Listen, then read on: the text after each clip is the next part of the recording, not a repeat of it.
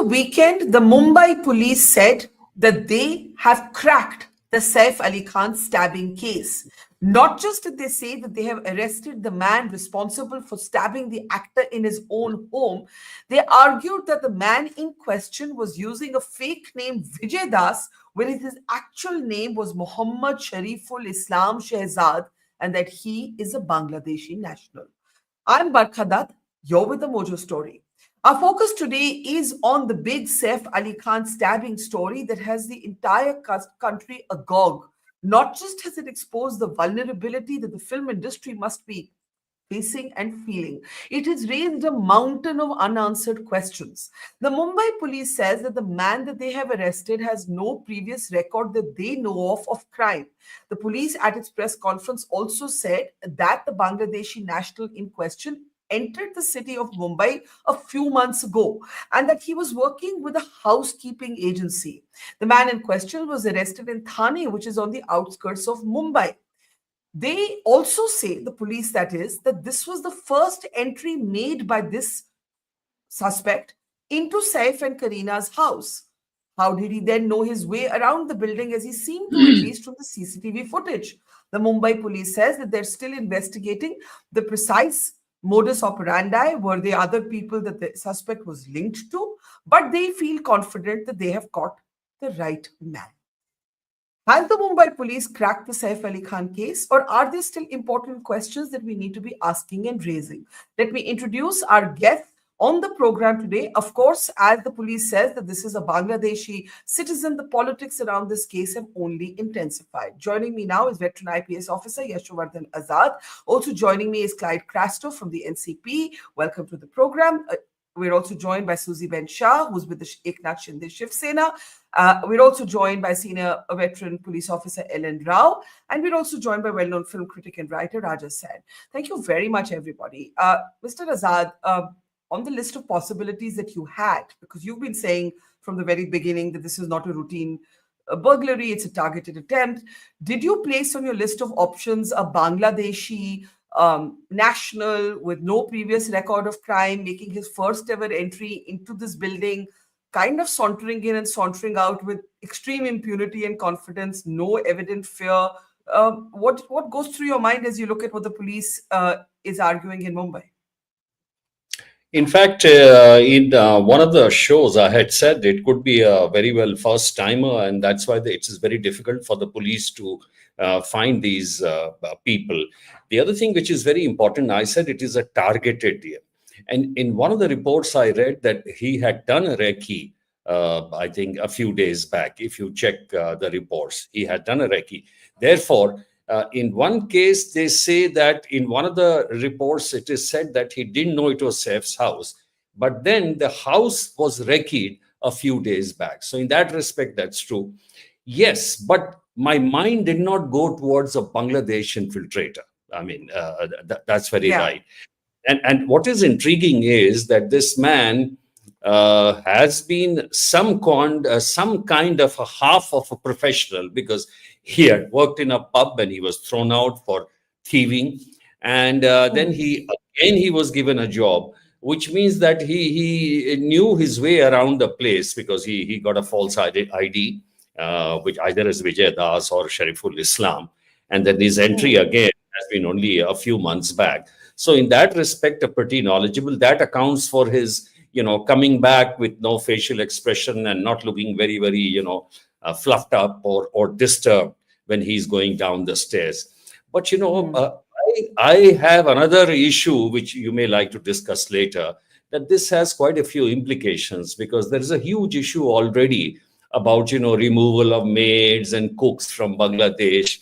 Now, here we have somebody else. Definitely, it has implications. I'll come to those implications in a moment. But just one more question to you before I open it up. Through the last week, we kept hearing reports that the guy's been caught. So there was one report, it had to be denied. Then there was a guy in Chhattisgarh that turned out to be somebody else. This was the guy in Chhattisgarh, turned out to be somebody else, though the Chhattisgarh police made an announcement. There were reports of a detention in Madhya Pradesh. And finally, of course, the police went on record with a very detailed, can we come out of this, please? The police went on record with a very detailed press conference and said that they believe they have the right guy. Do you believe that the case that the police has made is something that, with all your experience, convinces you, or are there still gaps in information that you'd like to address? Well, Barkha, there are two things. As I said, in this case, you need a forensic guy and a forensic expert. Two things. One Yeah. is there were a set of 10 to 12 fingerprints from the house. So that will completely ensure that this is the guy. Secondly, the two pieces, the knife was broken into three pieces. One piece Yeah. was in CFCA, which was found. The second piece was also recovered in the house itself. And the third piece is with this guy. If the third piece is recovered from this guy, it's a sure shot case. Plus, there might be other things you get from interrogation, which I'm not aware of. We'll be able to establish if he's the guy. So Yeah. as of now, I will only. I was just struck by the fact that the police very categorically at its press conference said that they believe this was his first entry. Earlier reports had suggested a recce.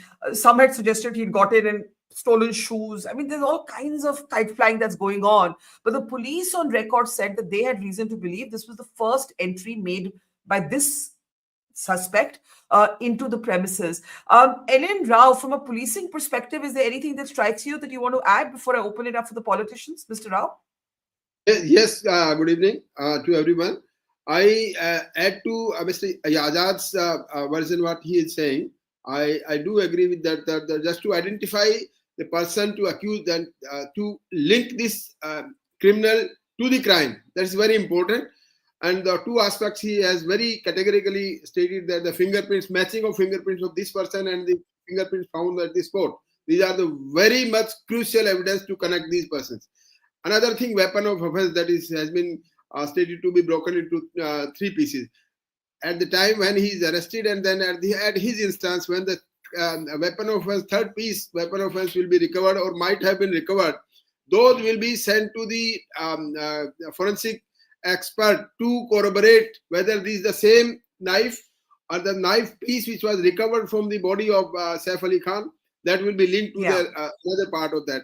Another important thing is that the identification of person from the witnesses who has seen him at the time when he was committing the crime. That is most important thing. And finally, his interrogation report. What he says and what he says is true or not. That is to be verified from his interrogation, and after verification, that will be confirmed that yes, he's telling. So there is a lot of police work and forensic work still to be done. This is the image from the CCTV. This is the person arrested. Everybody has their own theory. WhatsApp groups are filled with, is this the guy? Is this not the guy? The police believes they have the right guy. And for them to go on record, their first on record briefing ever since this crime happened, one has to believe that they've done their work seriously, because they haven't come forth on record till this point. Before, again, I know that the NCP and the Shiv Sena will get into a big argument. So let me get Raja Sen in. In the sense of, I don't want to use the word closure, but is there a sense of some relief at the thought that the person may have been caught? Because, the sense that the attacker is on the run was also creating anxieties. Raja? Yes, I think absolutely. I mean, the fact that the police have come forth, they are assuring us this is the right person, that creates some closure is the word, Barkha, but there's just been so much uncertainty about this entire thing. And also the earlier arrest, which everyone was so quick. I think we have to be a little cautious about both the paparazzi style coverage that is happening right now, correct, as well as the the tendency for news to go viral before it's confirmed as news. So we all started thinking someone else was the suspect and had been arrested. And I think I don't know if there are the police need to put in measures in place for any such thing, but this kind of widespread point, even today, I think everyone in the industry, we have seen a lot of people, a lot of journalists and all also sharing pictures, doctored pictures of Saif and Kareena in the hospital, or Saif meeting Virat Kohli in the hospital, and these are all fake pictures. And obviously it's coming from a place of concern and trying to say things are fine, but this is all very, very misleading. So I don't know what is to be done. I think that's an excellent point. Yeah, I think it's an excellent point, because I wouldn't have shown the face of that guy in Chhattisgarh, but the Chhattisgarh police officially released that picture. And that's when we showed the picture. But he turns out to have nothing to do with the case. And, there is other blatant sort of online doctored images that people may not know better that are being shared. And there's a, this point about the paparazzi like coverage of a very serious crime is a very important point.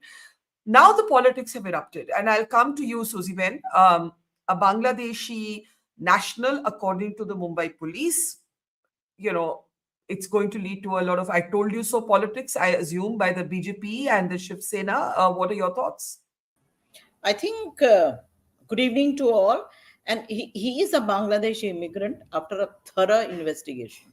Let us not undermine the Mumbai police. They are a very professional force. This is the first time that they themselves have said that this is the man, and that is why I had the press conference.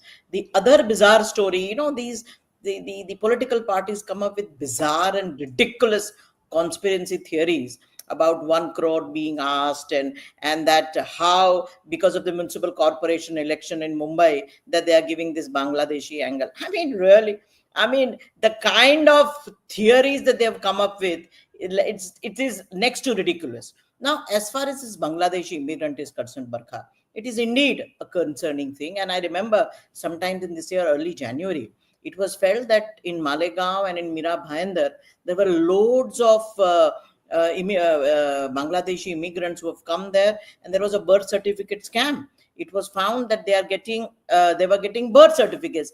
Immediately, we swung into action. ऐसा नहीं that वहां जाके सबको पकड़ के Bangladesh भेज दिया. We formed an SIT.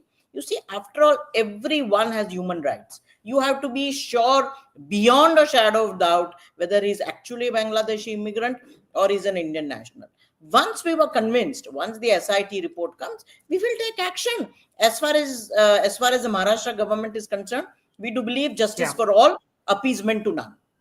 So I think justice for all is the operative part, right? Justice for all, and Mr. Azad referenced this. Yeah. But just on the case itself, I know Clyde is wanting to come in. Just on the case itself, you would say what? You believe the police has cracked it? You believe that this is a big breakthrough? What would you say? They've got the right man. They've got the right man. It is an ongoing investigation. The motive behind it, because there cannot be no crime without a motive. So what was the motive? Whether there was someone helping. But one more thing I would just like to say. Celebrities, rich people, wealthy people have to be more than cautious. I mean, that is a case world over.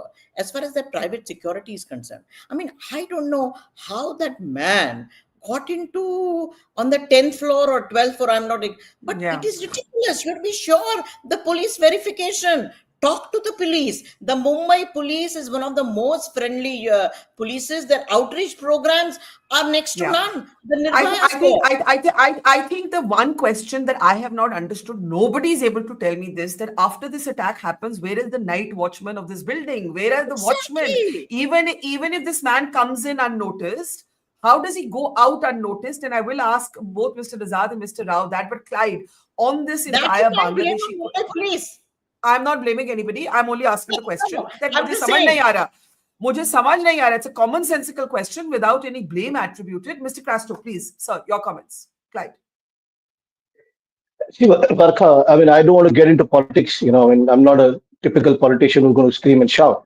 Point here is elections are over. Suzy Ben and I have fought enough for probably a long time now. For years to come, we don't want to fight with each other. My point is very simple. When we are talking about responsibilities, there is a responsibility that is on the government. Okay, we are talking about Bangladeshi. We are talking about someone who's committed a crime. Maybe he's a first timer. We don't know. I made this comment right in the beginning that someone like a Saif Ali Khan, who has a status in society, some level of security, people like those, can be attacked. Then the common citizen has. And why I say this? Hear me out clearly. Why I say this? So see, when I know you have to come, just let me finish. I don't talk when you're talking. The point here is very simple.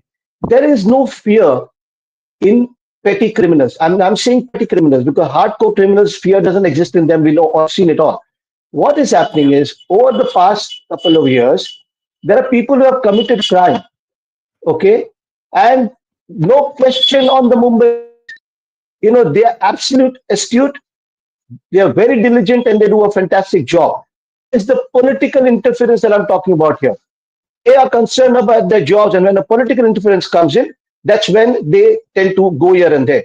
Now, my point is, you see the cases, Badlapur, You see the Pune hit and run case. You see the hit and run case in Worli in Mumbai. All those people were given some kind of leeway. That's when petty criminals think that, if I commit a crime, I can get away with it. So the point here is, we can say, when your government was here, you didn't do this. And now I can say that your government is here, you're not doing this. At the end of the day, what affects Saif Ali Khan will affect me also. Somebody can come to my home too. Point here is, you need to instill fear in these criminals by giving them the correct punishment that has to be given. Now, just let me finish. A simple thing like, yeah. No, a simple thing like, I think the film critic, sorry, I didn't get your name. He made a valid point. The sense of responsibility, Raja said, okay, sorry, Raja. Simple response again on the media. I mean, we are listening to all kinds of things. The Susi Ben, whom I've known for the last 35 years, she made a comment saying that some political party made like a 1 crore ransom. No, it was some media house that randomly said, this guy, will ask for 1 crore and all that. I mean, you don't say these things. Have some responsibility. So I think responsibility lies with the government, responsibility lies with the media, and also with us. One more last point. It also lies with us that if we are employing people, if we have people house helps, we need to tell the police station, and these are the credentials or antecedents of the people that we have. So responsibility all around. That's what I think. I see no disagreement with the last argument that you've made. Susie Ben, please keep your comment very brief, because I want to come back to Raja and the police officers here for the question. You wanted to respond, Susie Ben. I was surprised at the statement of political interference. Their own home minister during your government, the Agadi government, whatever it exists now, was put behind bars. Your own commissioner, Mumbai police commissioner, made a statement as to how he was bamboozled of collecting funds by your honorable minister. Clyde, give me a break. I mean, what are we talking about? I mean, so therefore... So Clyde and Susie Ben... No. One ekdam brief, ekdam chota sa. Okay. And then to say that, these political parties, especially the Agadi, whatever, Bigadi, I would say, that they just shoot and scoot. They said Mumbai police, there is no fear. अरे भैया वर्दी का दबदबा जितना बंबई में है ना, कहाँ नहीं है? What are we talking about? A simple traffic police also can put a car to a halt. I mean, now, Mr. Castro, hold on. Irresponsible statement. Ma'am, I expect better from you. Okay, feistily defending the police and the government there. Hold on, Clyde. Let me bring in Raja on one point, and then I'll come to both Mr. Azad and Mr. Rao. You spoke about the paparazzi style coverage by the news media, and I absolutely concede that point. Developing stories are difficult. There's a fog of misinformation, and I always believe that... But I don't want to fight. I just need to make a point. Can you hold on? I'm just trying to make my own point. I'll come to you. Give me a second, please. Raja, my point to you is something else. Is this incident going to change the relationship between the actual paps and the film fraternity? Because even if you look at Saif and Kareena's house, I mean, all of us have scrolled Instagram where you see the paparazzi come right inside the complex. There are photographs of the children going to school, leaving for school, going here, going there. And to be fair to Saif and Kareena, and this point has been made about a Starbucks and a bookstore down the road from where they live and so on. They have tried to normalize their lives to the extent possible. Is all of that over, A? And B, what happens to the paps? Because the paps are everywhere. They're actually in people's gyms. They're at restaurants. They're at schools. I mean, what happens now with new security concerns? Yeah, it's a very, very valid question. I think this has definitely created a certain amount of distrust in the basic relationship, which was a very codependent relationship, shall we say, because a lot of these what we see as paparazzi footage is very staged, and it is locations are given to the photographers in advance, and they all land up before outside a restaurant, outside an airport. These are not coincidences at any point. They're helping there. It's a very scratch your back relationship, and in that situation where there is any sort of mistrust, I think we are going to look at it might turn out to be some sort of tipping point. Again, it is one incident, but the coverage of this has been so haphazard, and so there have been so many differing perspectives about this whole entire case, and it's a very sensationalist sort of case because it's such a shocking thing to happen to a very prominent person. So everyone has their theories, and there's a lot of misinformation. So as a result of this, I think we might see some sort of distancing, perhaps, in the paparazzi. I think you're absolutely right. Clyde, very briefly, and then I have tons of policing questions. Clyde? Very short 3 points. Firstly, I have never questioned the Mumbai police. They have an impeccable record. I'm only talking about political interference. Secondly, talking about the Home Minister, Mr. Anil Deshmukh, they've not been able to prove anything in court to him. Thirdly, I understand that certain political spokesperson, when they change political parties, they've been asked to, imbibe selective amnesia. Because these are people who are, sort of defending the Home Minister earlier. Now, selective amnesia, they've been trained to imbibe selective amnesia and forget about the past. So I forgive them. That's Susie okay. I'm sure. Okay, Susie Ben, 30 seconds to you. Susie Ben, 30 seconds. Barkha, face the reality, Clyde. You're on the wrong side of the game. Number one. Number two, it is not the question of amnesia. It is to state what is the truth, what is correct. Because it is only the honesty which gets you happiness. And you can see my face, nice and smiling. And look at you. You frowning. Now you're speaking the truth. Is that what you're trying to say? No. Okay, guys. You were lying. Guys. Before we lose this, You were lying. Okay, enjoyable as these exchanges are, Mr. Azad is having a big chuckle in one corner. Here's my question to you, Yasho Azad. You opened by saying this Bangladeshi question is going to raise all sorts of complicated questions. Political, policing, but also how do you ensure that you don't pick up people who are vulnerable while acting against those who are actually here illegally? I think that is the delicate walk that the police has to walk now. Your thoughts on that? And any other questions that are at this point still wide open for you? Yasho Azad. Yes, a lot of implications, I think, of this for the police in terms of crime and law and order. Though I must say at the outset that though Clyde has been an old friend of mine, I love Susie Ben's talking. She's so passionate about her arguments. I know, I could see you enjoying that exchange, but go ahead. Yeah.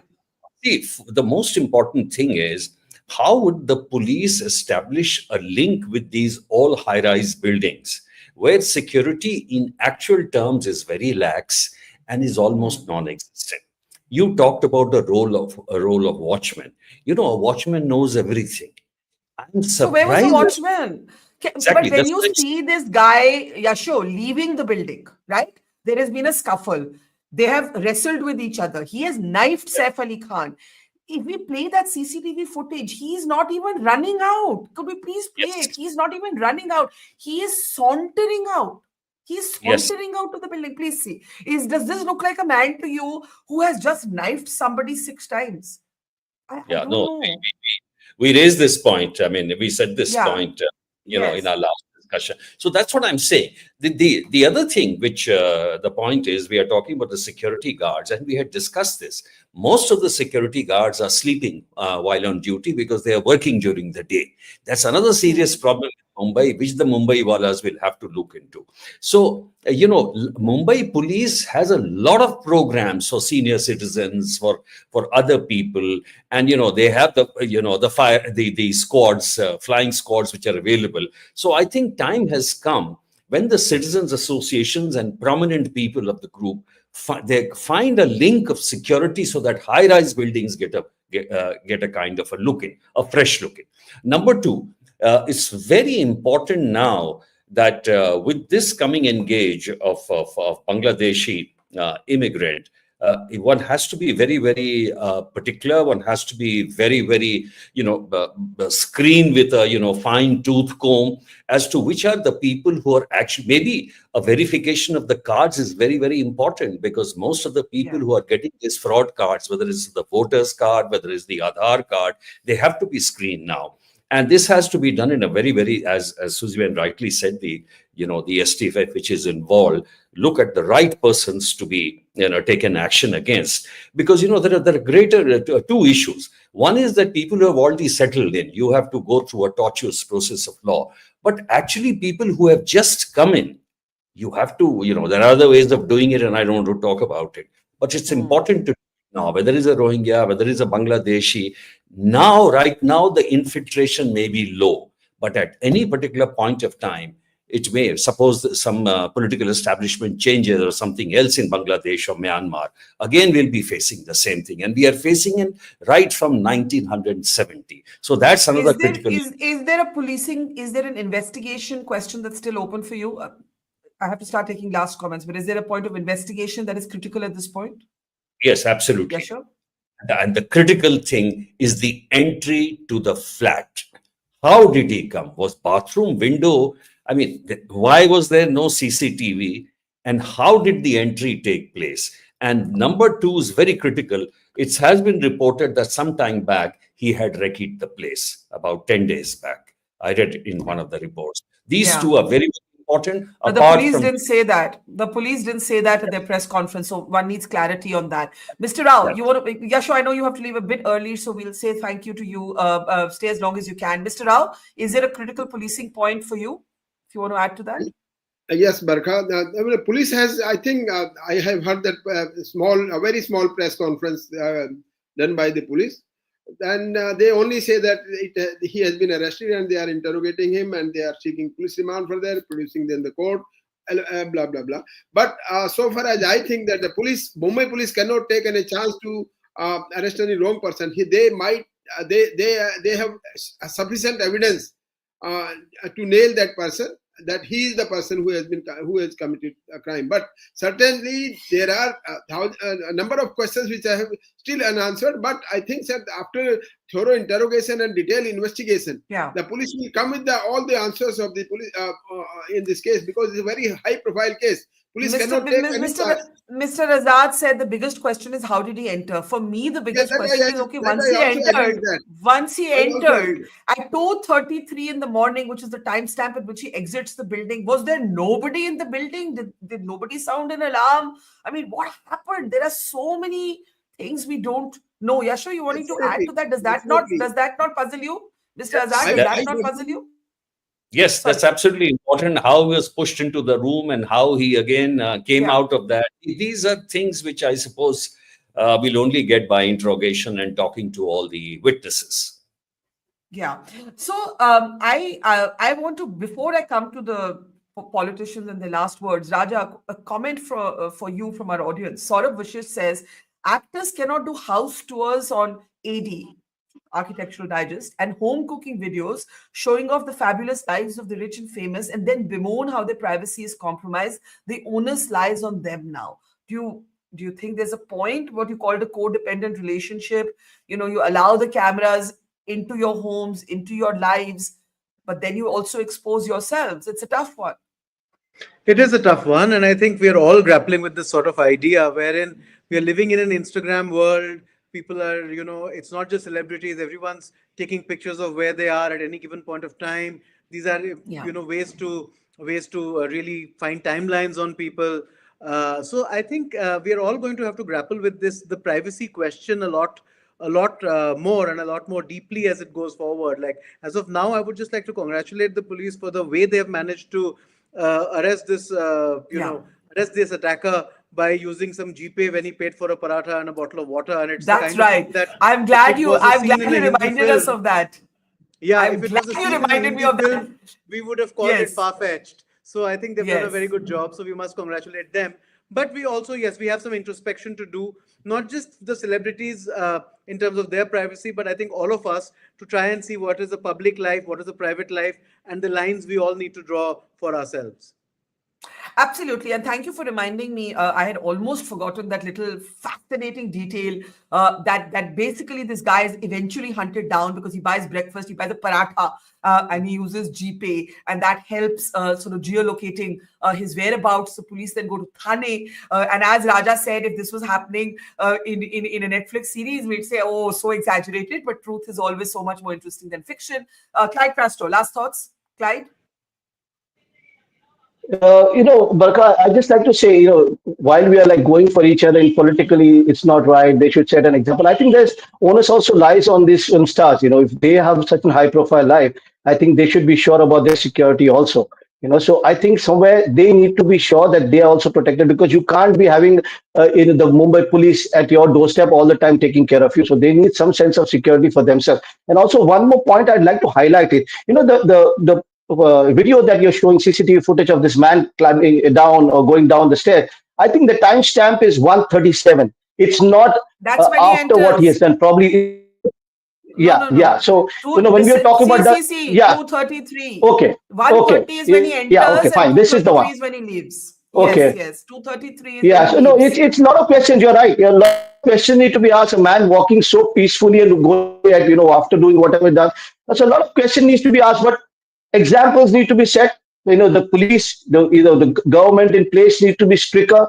They need to make sure that they set an example so that the other petty criminals think twice before doing something. That's all. Ellen Rao, before I give Susie Ben the closing comment, ma'am, I'm giving you the closing comment. One critical policing or investigative question for you right now, that if you were investigating this case, you'd be looking at.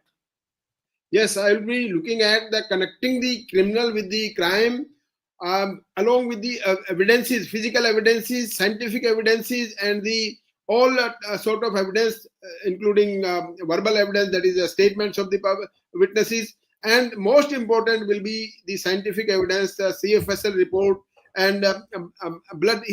That person might have also been having blood stain on his clothes. That is also to be connected with this crime, because if the blood of Saif Ali Khan is found on the any part of the cloth, then definitely that will be connecting that. Very important point. I need to see connecting the accused with the crime. That is most important part of investigation, maybe by any piece of evidence.